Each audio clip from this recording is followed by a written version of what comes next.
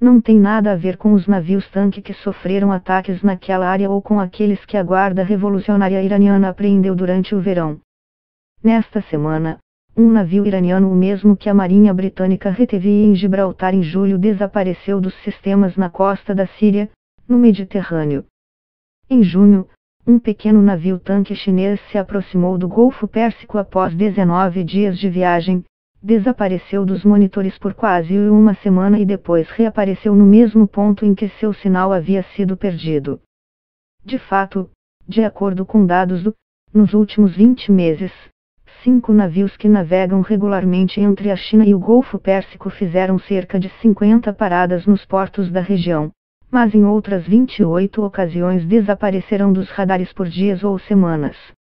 E, de acordo com o especialista, embora existam outros métodos, como radares ou satélites, as mensagens AIS, que contêm informações como o nome do navio, localização e velocidade, continuam sendo o método mais comum para rastrear embarcações comerciais.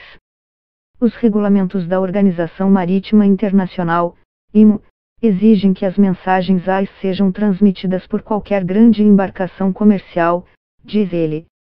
No entanto, James Rua Holmes, especialista em estratégia marítima no Colégio Naval dos Estados Unidos, ressalta que, embora as convenções internacionais exijam que os navios não desativem suas posições, não há uma fiscalização internacional para punir essas infrações. O mar é uma vasta planície sem estradas onde um navio pode se perder se decidir não notificar ativamente outras pessoas sobre seu paradeiro, mas um navio pode escurecer simplesmente desligando o transponder e outras emissões eletrônicas, como radiocomunicação, acrescenta. Madani, por outro lado, ressalta que em algumas áreas do mundo, o alto congestionamento no tráfego marítimo pode causar a perda temporária do sinal de um navio. Em meados de maio passado, o Bravo do Pacífico, um navio que parece pertencer ao Banco de Kunlun, de origem chinesa e que foi alvo de sanções do EUA por supostamente cooperar com o governo do Irã, reapareceu no Golfo Pérsico alguns dias depois de ter sumido de todos os radares. Foi então que o Tanker Trackers revelou algumas imagens de satélite que começaram a explicar o que estava acontecendo, e o que muitos especialistas já supunham: o navio, de fato, estava carregando petróleo no Irã. Para evitar as sanções dos Estados Unidos, os petroleiros usados para negociar com o Irã não estão mais transmitindo suas posições. Eles fazem isso de propósito, diz Madani. Em outros casos, os mais frequentes, segundo o especialista, são os próprios petroleiros iranianos que param de transmitir seus dados, como aparentemente aconteceu nesta semana, na qual alguns foram perdidos na costa da Síria. De fato, o Departamento do Tesouro do EUA incluiu o navio em sua lista negra, depois de garantir ter informações confiáveis de que o Adriandaria, ex-Grace 1, estava transportando petróleo para a Síria, desafiando as sanções contra Teherã e contra o governo de Bashar al-Assad.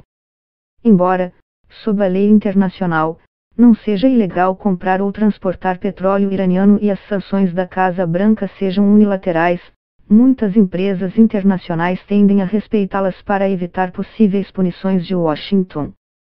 Mas, de acordo com Bjarne Eldrop, analista-chefe do grupo financeiro norueguês SEB, isso não implica que essas empresas ou o próprio Irã busquem alternativas.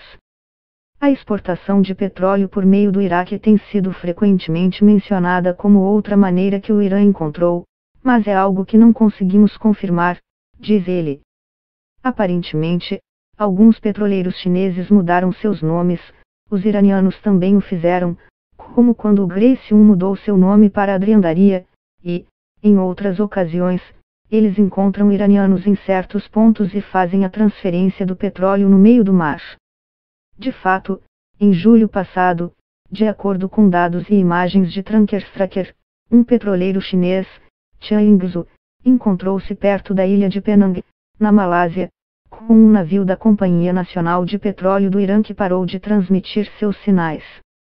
O número de petroleiros iranianos fazendo isso está crescendo porque o Irã precisa de alguma forma se livrar do petróleo que obtém para que sua produção não fique estagnada, disse Madani.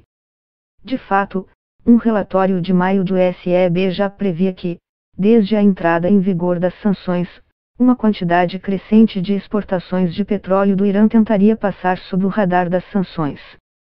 As vendas para o país asiático no ano passado excederam 29,3 milhões de toneladas ou barris por dia, de acordo com dados alfandegários obtidos pela agência de notícias Reuters.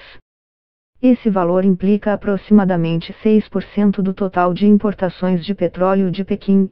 Então especialistas como Eudrop acreditam que a China não pode nem tem interesse político em parar de comprar o petróleo iraniano.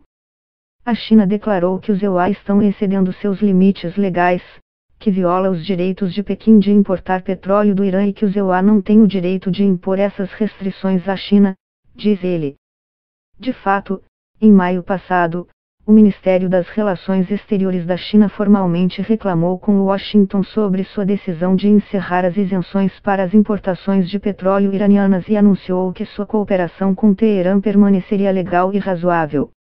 A China, como o maior importador mundial de petróleo, as importações crescem 10% ao ano, não pode aceitar que seja proibido comprar petróleo do Irã, que fica no Golfo Pérsico, a maior fonte de petróleo do mundo, adiciona.